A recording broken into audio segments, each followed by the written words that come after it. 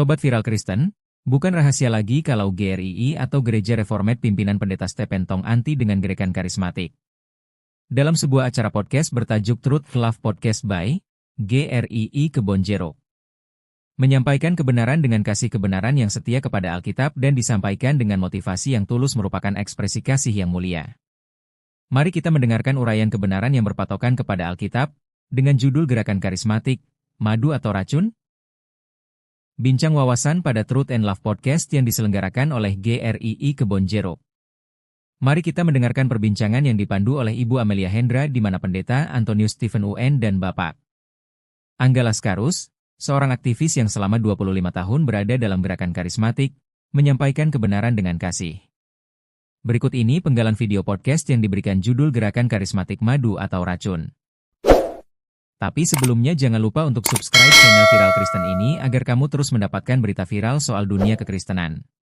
Sayang sekali. Jadi ini sebenarnya ya sangat menyedihkan ya. Kalau kita lihat, Bu Amir boleh bacakan untuk kita Matius pasal ke-7 ayat 21 sampai 23 ya. Itu sesuatu yang sangat menyedihkan sebenarnya. Bukan setiap orang yang berseru kepadaku, Tuhan, Tuhan, akan masuk ke dalam kerajaan sorga, melainkan dia yang melakukan kehendak Bapakku yang di sorga. Pada hari terakhir banyak orang akan berseru kepadaku, Tuhan, Tuhan, bukankah kami bernubuat demi namamu, dan mengusir setan demi namamu, dan mengadakan banyak mujizat demi namamu juga?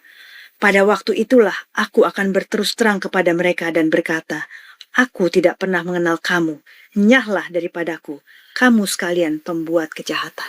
Bayangkan ya, berapa banyak saudara kita dari karismatik yang nanti besok di hadapan Tuhan, Tuhan berkata, aku tidak pernah mengenal kamu. Bukan saja dia tidak diselamatkan, Tuhan menganggap dia pembuat kejahatan. Dan dia akhirnya diusir dari hadapan Tuhan dan binasa. Meskipun dia menyebut nama Tuhan, meskipun dia bicara di situ mujizat dan seterusnya. Itu sesuatu yang sangat menyedihkan. Jadi ini adalah sebenarnya saudara yang mendengar siaran ini dari gereja-gereja karismatik, jangan lihat ini sebagai satu kutukan. Ini sebagai satu anugerah Tuhan buat saudara. Ini satu alarm, panggilan, ayo mari kembali kepada Alkitab. Kembali kepada apa yang Alkitab ajarkan. Jangan sampai terlambat. Sudah habis-habisan di dalam dunia, sudah menghabiskan begitu banyak waktu, menghabiskan begitu banyak uang, ternyata begitu ketemu Tuhan, Tuhan tidak kenal. Bukankah itu sesuatu yang sangat menyedihkan? Sesuatu yang sangat menyedihkan. Pak Anton, ini menarik sekali ya dalam ayat ini. 3 hal yang disebutkan seringkali terjadi dalam ibadah yang dilakukan oleh gerakan ini. Bernubuat, mengusir setan, dan mengadakan mujizat. Mungkin apa Pak Angga pernah mengalami ya mengikuti kebaktian seperti ini dan sebagainya. Apa sih yang yang Pak Angga lihat yang bisa diceritakan dari pengalaman tersebut? Ini adalah ayat, saya begitu terguncang tadi waktu Antonius sebut Matius 7:21. Karena ada satu ayat catatan penting buat saya. Ini yang mencelikkan mata saya, mulai mencelikkan mata saya. Apakah saya ini orangnya? Dan saya mau katakan pengalaman saya di gereja karismatik, setiap kali ayat seperti ini dibacakan, pembicaranya akan selalu bicara, itu buat orang di luar sana ya, bukan kita loh. Dan itu diikuti dengan ketawa oleh jemaat. Terus dibentarkan dengan seperti itu.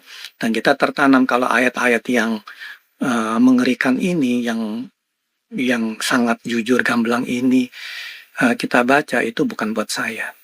Tapi ini adalah salah satu ayat yang sangat menggugah saya, yang mengguncang saya. Dan tadi seperti Bu Amel katakan, 3 hal yang sering yang disebutkan di sini adalah hal-hal yang dipraktekkan di gereja karismatik. Di gereja di mana saya berada, itu sampai punya departemen khusus untuk pelayanan kesembuhan. Jadi ada timnya sendiri yang fokus. Kalau buat mujizat, itu biasanya bersamaan dengan kelompok kesembuhan ini. Apa yang dilakukan oleh grup ini, Pak, dalam gereja? Apakah ada training atau ada Apa yang dilakukan, Pak? Tidak dalam arti training secara doktrinal ya, secara teologis ya, Oke. tapi lebih ke training praktek dan pelatihan iman. Nah, iman diartikan dalam arti itu adalah hal yang bisa kita miliki dan itu bisa ditambahkan melalui pelayanan lagi. Kalau kita tidak ikut pelayanan, iman kita tidak bertambah. Jadi kalau kita melayani, iman kita bertambah. Waktu kita mendoakan orang sakit, itu anjur. Sederhananya seperti itu. Nah, dalam pelayanan kesembuhan ini hampir boleh bilang merangkum ketiga ini, mujizat, pelepasan, dan kesembuhan. Sampai satu titik saya mempertanyakan ke sesama gitu. Karena ada satu saudara langsung adik kandung dari istri saya yang mengepalai divisi ini di sana. Saya tanya dia, siapa yang menjadi pengemudi di dalam pelayanan ini? Kita manusianya atau Tuhan?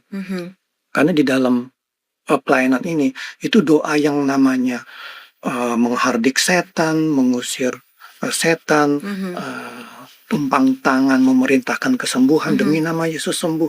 Itu lebih berfokus kepada kita sebagai pelakunya yang menyetir, yang mengendarai. Jadi itu yang pada satu titik saya mulai mempertanyakan, tapi tidak ada jawabannya. Jadi pertanyaan Ibu Amel tadi, apakah tiga ini dipraktekkan? Iya, tiga hal ini dipraktekkan. Bahkan ada divisinya khusus dan mereka ada seperti pembinaan tapi bukan secara teologis dan sebagainya ya. Jadi lebih ke prakteknya bagaimana untuk mengatasi suasana-suasana tertentu atau melakukannya. Lalu seleksi kriteria pelayan-pelayannya seperti apa, Pak? Mungkin itu dari absensi aja. Kalau yang rajin ikut, ya ikut. Tidak ada kriteria khusus. Kalau dulu Pak Angga pernah di dalam posisi pimpinan, seleksi dan kriteria untuk menjadi salah satu dari pimpinan di gereja atau hamba Tuhan itu seperti apa, Pak? Oh, tidak ada. Itu balik lagi adalah orang yang rajin, yang ikut maha hadir ya, terus mengikuti setiap acaranya, itu bisa secara alamiah ya diangkat menjadi pekerja lah, menjadi aktivis. Ya. Kalau di gereja kita ada pengurus, ada diakon, diakones, penatua yang harus melalui pembinaan selama mungkin 6 bulan ya, Pak Antoni. 2 tahun. 2 tahun. Oh ya, 2 tahun. 2 tahun. Nah, kalau di gerakan tersebut ada nggak hal semacam itu? Tidak ada. Bahkan setahu saya sampai ke penatuannya pun tidak ada kriteria teologi yang harus dipenuhi. Jadi mereka karena sudah lama, sudah melayani lama, ya langsung. Ini untuk apa Pak tadi? Sampai ke penatua, jadi penatua, sampai ke pendeta ya. Tidak ada kriteria harus mengikuti training sekolah teologi khusus, tidak ada. Pak Anton, seberapa penting seorang hamba Tuhan ini perlu melalui satu training yang formal, seperti masuk ke STT untuk memperlengkapi dia? Seberapa penting Pak? Apakah panggilan itu cukup untuk dia bisa menggembalai jemaat? Ada banyak ketidakkonsistenan pada akhirnya. Ketika kita melihat bahwa hamba Tuhan itu, cukup langsung dari Roh Kudus saja, nggak usah belajar teologi ya, misalnya nggak usah baca buku. Sekarang ini sih Bu Amel, Pak Angga, situasi sudah banyak berubah sih dibandingkan dengan gerakan karismatik 40 tahun lalu ya. Sekarang juga banyak sekolah teologi Pentakosta dan seterusnya gitu. Tetapi kalau kita merujuk kepada yang sebelum-sebelumnya itu, akhirnya timbul banyak ketidakkonsistenan. Lah, kalau begini, kalau misalnya langsung dari Roh Kudus, berarti apa? Berarti si pendetanya jangan bikin buku untuk dibaca orang lain. Biar orang lain juga langsung dari Roh Kudus dong. Dia kan tidak mau baca buku. Lah kenapa dia mesti menulis apa yang dia terima dari Roh Kudus itu menjadi buku lalu dibaca oleh orang lain kan? Itu satu. Kedua, ketika si pendetanya itu sakit dan masuk ke rumah sakit, harusnya dia jangan pergi ke rumah sakit, pergi saja kepada orang anta beranta yang tidak melewati pendidikan kedokteran, iya kan? Kan pendidikan kedokteran itu kan pertanggungjawaban. Pertanggungjawaban bahwa dia menjadi seorang dokter yang bertanggung jawab kan. Lah sama, pendidikan teologi itu juga satu pertanggungjawaban. Satu pertanggungjawaban bahwa saya mau bertanggung jawab terhadap field yang saya akan tekuni lakukan gitu. Jadi ini menjadi sesuatu yang tidak konsisten. Tapi terlepas daripada itu, kita melihat bahwa satu, Alkitab ini ditulis di dalam bahasa dan kebudayaan yang berbeda dengan kita. Kita perlu bantuan ahli. Gordon Fee, seorang Pentakosta, yang buku dia tentang pentafsiran Alkitab sangat terkenal. Padahal dia sendiri seorang Pentakosta. Dia mengatakan bahwa apa? Untuk menafsirkan Alkitab dengan baik, kita perlu bantuan ahli. Sekalipun kita tidak menjadi ahli, kita perlu bantuan ahli. Kenapa? Karena bahasa dan kebudayaannya berbeda dengan kita. Kalau nggak, kita akan salah mengerti. Salah mengerti apa yang sebenarnya Alkitab sedang bicarakan kepada kita. Itu pertama. Yang kedua, kita terbatas. Gitu, kita terbatas. Kita perlu orang lain memberitahu kepada kita dimensi-dimensi tertentu, pengertian-pengertian tertentu yang itu sebenarnya kita tidak nyampe. Jadi akhirnya apa? Akhirnya ya kalau tidak mempelajari teologi dengan bertanggung jawab, memang hasil akhirnya ya menghasilkan pelayanan yang tidak bertanggung jawab, pemikiran yang tidak bertanggung jawab gitu. Bagaimana kita tahu? Contoh yang paling simpel banget, kita diajari mana uang palsu, mana uang asli. Itu kan sudah satu sekolah sendiri. Supaya membedakan bahwa oh ini uang asli, ini bukan uang palsu. Ya kan kita diberitahu kan, coba lihat benangnya apa segala gitu. Lah ini berarti apa? Supaya kita tahu mana yang betul, tahu mana yang sebenarnya itu Tuhan ajarkan kepada kita di dalam Alkitab. Karena Alkitab tidak ditulis dalam pasal-pasal seperti undang-undang yang kita langsung baca, oh tentang pernikahan di pasal sekian. Kan enggak. Jadi kita perlu bantuan untuk. Bagaimana Sobat Viral Kristen?